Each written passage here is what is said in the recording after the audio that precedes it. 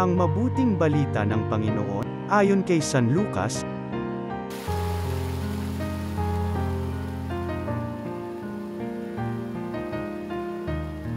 Isang araw ng pamamahinga, si Jesus ay inanyayahang kumain sa bahay ng isang pinuno ng mga Parisiyo, at binabantayan nilang mabuti ang kanyang mga kilos.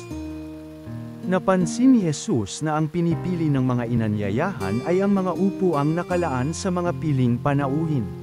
Kaya't sinabi niya ang talinghagang ito.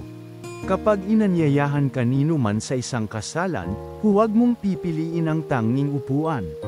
Baka may inanyayahang lalong tanyag kaysa iyo.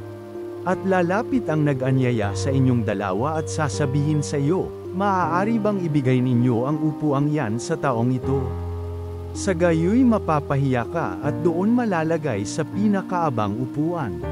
Ang mabuti, kapag naanyayahan ka, doon ka maupo sa pinakaabang upuan, sapagkat paglapit ng nag-anyaya sa iyo ay kanyang sasabihin, kaibigan, dini ka sa kabisera. Sa gayon, nabigyan ka ng malaking karangalan sa harapan ng mga panauhin. Sapagkat ang nagpapakataas ay ibababa, at ang nagpapakababa ay itataas.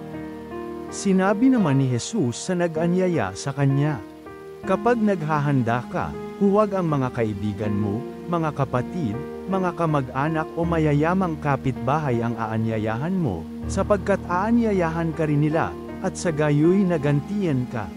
Kaya kung ikaw ay maghahanda ng isang malaking salo-salo, ang mga pulubi, mga pingko, mga pilay, at mga bulag ang anyayahan mo. Hindi sila makagaganti sa iyo at sa gayoy magiging mapalad ka. Gagantihan ka ng Diyos sa muling pagkabuhay ng mga banal. Ang mabuting balita ng Panginoon.